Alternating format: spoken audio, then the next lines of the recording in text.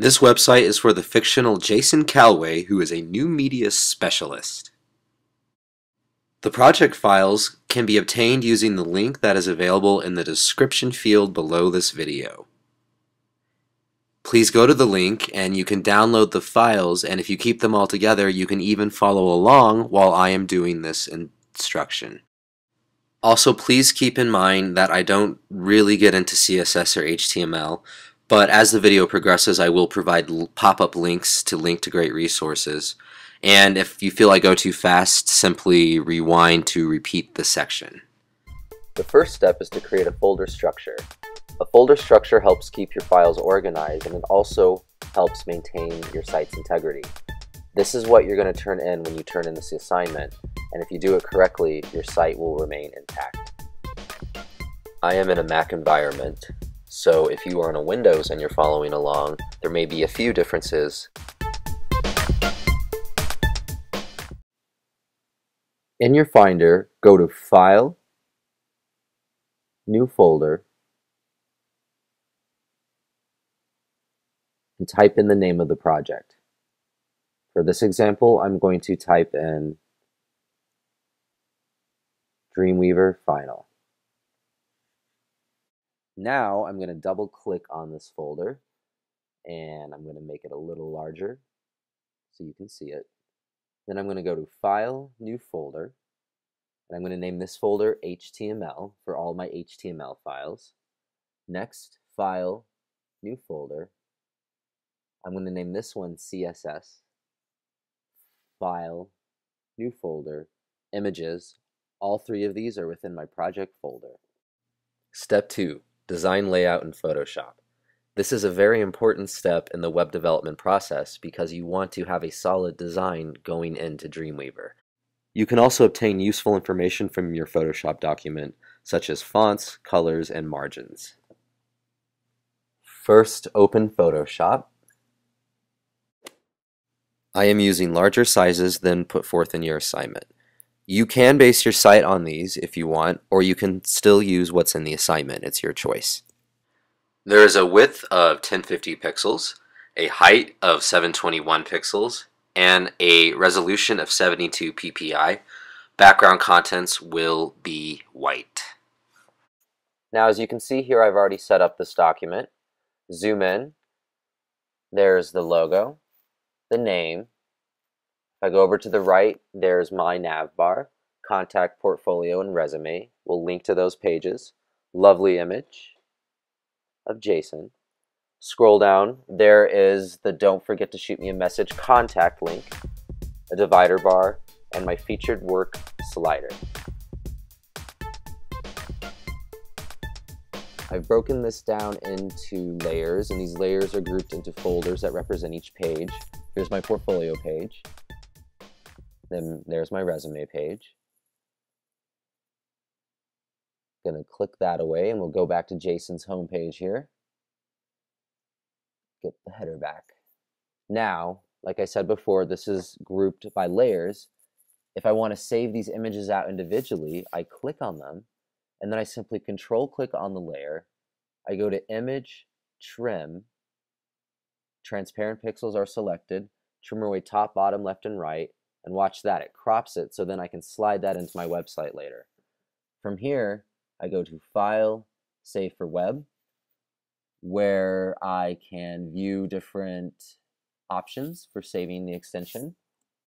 I can also preview different qualities and how quickly they will load on the web. Now I'll step backwards and we'll get the rest of the site up. Let's save out the logo. Click on the logo layer. Control click on the eyeball in the layer panel. Go to Trim, Trim away Transparent, click OK, and Save for Web. And you see there it's nicely cropped. I can save it out into my Images folder, and I'm going to name it Logo. Remember, I'm going to save all of these different images into the Images folder that I created for my project folder. Here I'm using the ruler tool to measure the margins. And you see up here it shows the width, and then I can measure down and get the height, which appears up in the toolbar at the very top there, and I'll get the top of that logo. This is going to help me with the placement of my items when I go to code. You see. Step 3. Define a site in Dreamweaver. This is arguably the most important step in the website creation process. It is important because it helps keep your website together. If you link to a picture or a CSS file and it's not in the same folder and you move your file, your links will become broken. Open Dreamweaver. From the startup screen, it's possible to open a recent item or create a new HTML or CSS document. However, before we create new documents, we're going to define a new site. This way, when we keep our files and folders together, Dreamweaver knows where everything is and it'll keep everything together. Go to Site, New Site, and when the dialog box comes in, the very first field, enter site name, Dreamweaver Final Project. From here, you want to choose your local site folder. This is how Dreamweaver knows where your site is located. Click on the folder icon. The dialog box comes up, and click on Root Folder. I'm going to choose the Dreamweaver Final folder I made. Click OK. Save. Voila! Our site is now defined. Now, go to File, New, and under Page Type, click on HTML, Layout, None, and you can click Create. Wait for it to open. This is your Untitled _1 HTML blank document. Let's go ahead and save this out. Go to File, Save, make sure that it's going to your Dreamweaver Final folder, click the arrow to see more, and I'm going to name this index.html. Remember, I saved that in my HTML folder in my project root. Now let's create a new cascading style sheet. Go to File, New, choose CSS, it's the 5th or 6th one down, click Create. It's going to open up now and you see it here in your window. Go ahead and go on up to File, Save As. Name it styles.css and make sure you go back out to your Dreamweaver Final root, find your CSS folder, and save it into the appropriate folder. Naming it styles, hit save. Good. Now we can click around. Here's our styles on the right. Here's my index.html on the left. So you can quickly navigate between the two documents. Now let's link our style sheet and our HTML document together. To do this, go down to the bottom properties bar in HTML, go to Class Attach, click Browse in the dialog box, go to your CSS folder and choose styles.css. When you hit OK, it is now linked. Step 4. Build div boxes and styles. Basically, you use your HTML document to construct the div boxes. Div boxes hold photos, text, navbar, any of the visual elements that you actually see on the page. You then use your CSS styles to control these div boxes. So for example, you might choose a font for one of your texts, or you might make a photo float to the right of your web page. Make sure your HTML document is open. In your HTML document, go down to line 9 after the opening body tag, click in there, hit return a couple times.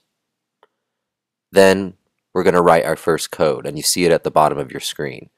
Div ID equals wrapper in quotes. The wrapper name in quotes is going to be an ID that we're going to assign in the style sheet. That way the style sheet will know exactly where to find it. After I write my opening tag, I'm going to now close your div, left caret, slash div, right caret. The wrapper is going to be the outside box that's going to hold the rest of my content. The wrapper will have a set height and width, and if we go back to my Photoshop document, in my Photoshop document, the wrapper is literally the outside margin of my design, surrounding the left and right and top and bottom areas. Now, when I look at my design, I see that I have a logo I have to place and my name. Back in my Dreamweaver document, I'm going to create some more divs to put my logo and some of this other text in. I can always refer back to my Photoshop document if I want to get the size, width, height, any of that stuff for these design elements. Logo, heading, subheading, left, navbar, photo. I also want to create a right box and a left box that are going to float next to each other that's going to contain the content. And I want to create a little image slideshow down here along with the contact area. When you click on it, an email message pops up. Back in Dreamweaver, let's start typing in some of these divs. And see, there's the first div, my wrapper. Nothing's happening to it yet until we style it. So let's add in the second div for my left column. Div ID equals quote left dash call quote. And then you're going to put in your closing tag there too.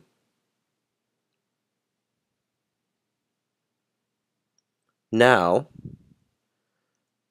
we still have unstyled boxes, but we have one box within another box. And if I click at the bottom within the box, it'll highlight whatever box I'm in.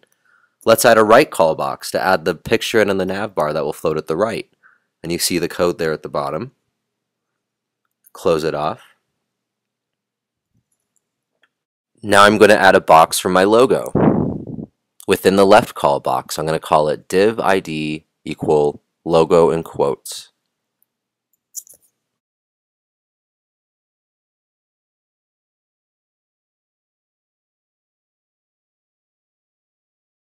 With all these divs floating around, things can be messy.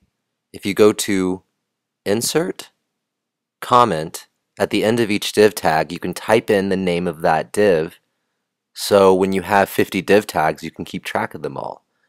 So I'm going to put in wrapper and refresh out my view here.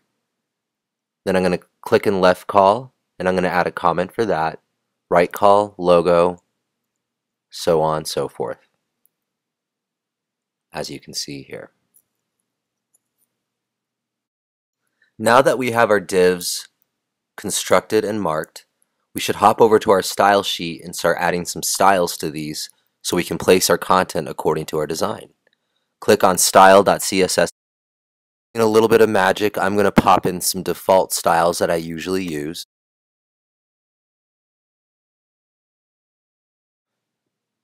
I've added a body, a paragraph, and a heading selector, and I've done some basic styles. I've made a universal font family as a Helvetica sans serif, so that's my default font. Margins 0, padding 0. This resets every div box to have no margin or padding. Paragraph and heading. Now I'm going to go and write a code for one of the divs that I've inserted, my wrapper. Remember, it's pound equals ID wrapper. Div ID wrapper is what that refers to. I want to first set my width of 1050px, like my Photoshop document.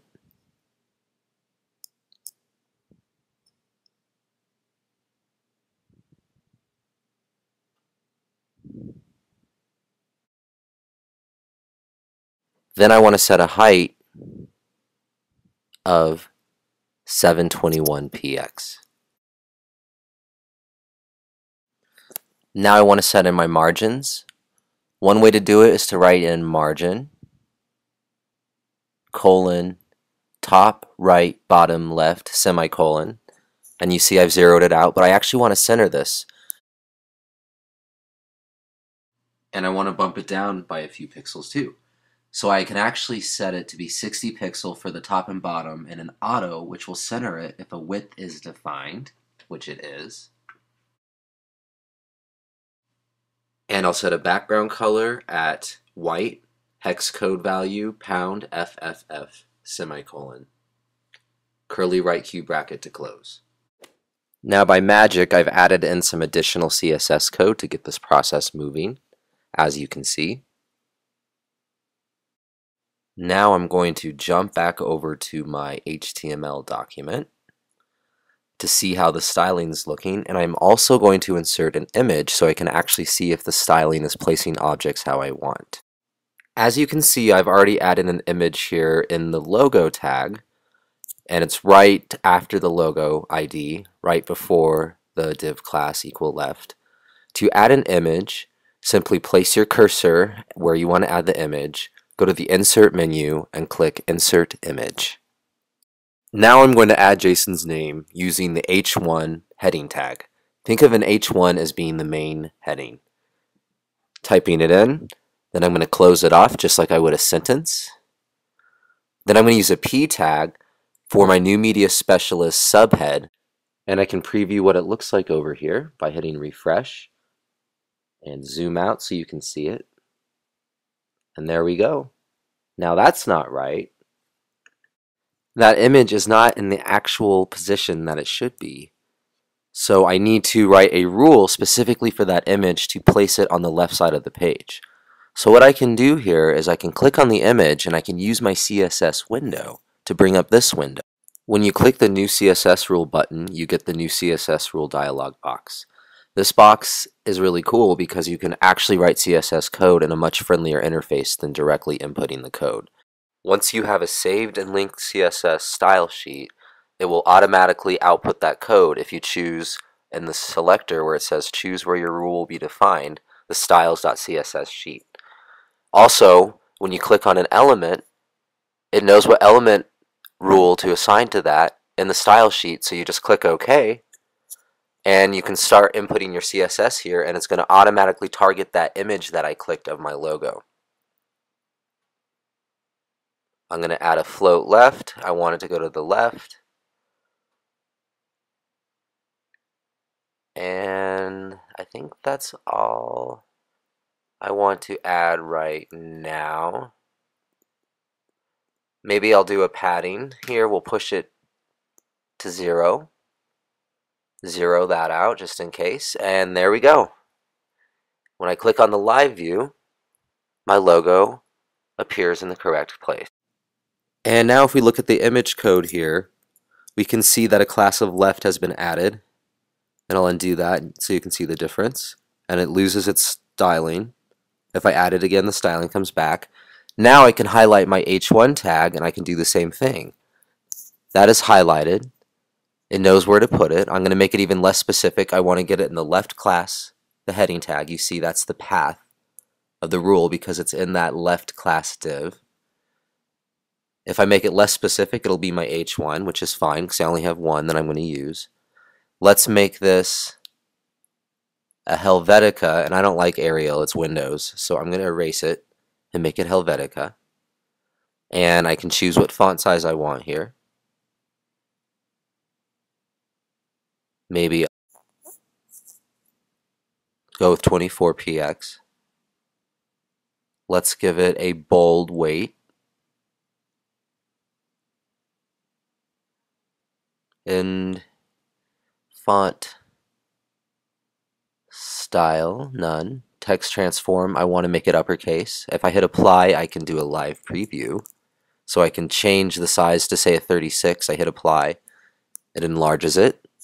So I can kind of play around until I get this to my liking.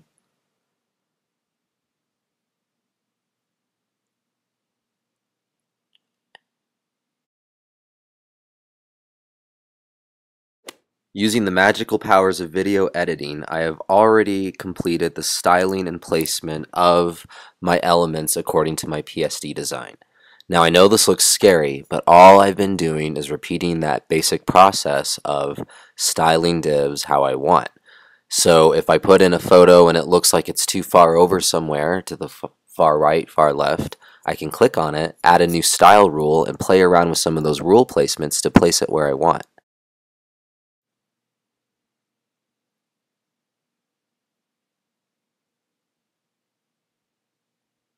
Now over here I've added some neat styling to create different colors to match my logo for my nav. There are my P areas, that's my photo. You can see the HTML element when I click on it, highlighted in blue. And there's my mail to email link, which I will explain later. If I take it out of live mode, you can see the dash boundaries of that divs. It is also easier to directly select text, which I'm going to do now to create an email link. So I'll highlight it here again just to show you. Once the text that I want to become a hyperlink is highlighted, I go to Insert, Email Link. The text field is whatever I want the text to say in the document. Don't forget to email. And where it says email, I'm simply going to put in my email address. Click OK. And now an email link is inserted, so when a user clicks on that email address, it's going to automatically open up their email. Okay, wow. I know that was a lot to take in. Please feel free to rewind that section. Now we're at step 5, duplicate pages to create site. Since I want every page to look the same, and I have one page designed, all I have to do now is go File, Save As, and rename it 3 different times. Call it Contact, Resume, Portfolio, whatever other page I want. Once these pages are duplicated, we will then link them together so they can be easily navigated using the nav bar. All I gotta do is go File, Save As, make sure that this is being saved to my HTML folder. I'm going to call it Contact. I'm going to hit Save. Again, using my magical videological process, I have added some unique content to this page, but it's still within the same div tags that I have on my home page. I've just added a little paragraph here that says please contact by phone, and I give my phone number, and a little link that says don't forget to email me, which you all were shown how to do earlier. And then I have a picture of an old-time telephone because this guy, this Jason Calway, is an old-time kind of guy. So you see here the structure is very similar. All I've done is changed a few text and image items. For my portfolio page, I basically gutted all of the inside divs, and I'm just leaving the wrapper div to hold a large image that represents a grid. Now if this was a real site, obviously the grid would function differently, but it's kind of a mock-up. Step 6. Add links. What would a website be if it didn't have links? It really would not serve a website user very much good to not be able to click in a nav bar and have the nav bar work. So now that we've saved out different pages and changed some of the content, let's link the pages together via the nav bar above Mr. Calway's head. In my code view, in this nav bar here that I've constructed, I'm going to highlight the word contact. You see it there. It's surrounded by an ahref tag that's blank right now. That hashtag represents the fact that it's blank and it's not going anywhere if it's clicked on.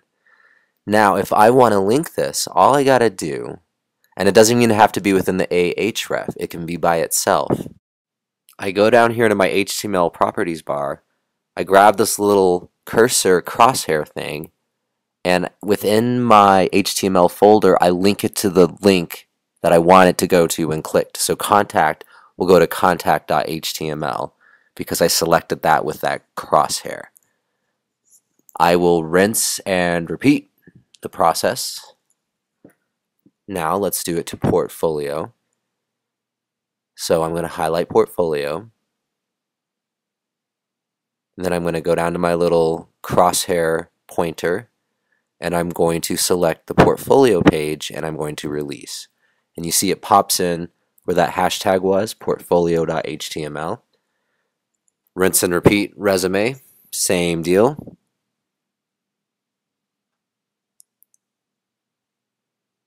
And there I go.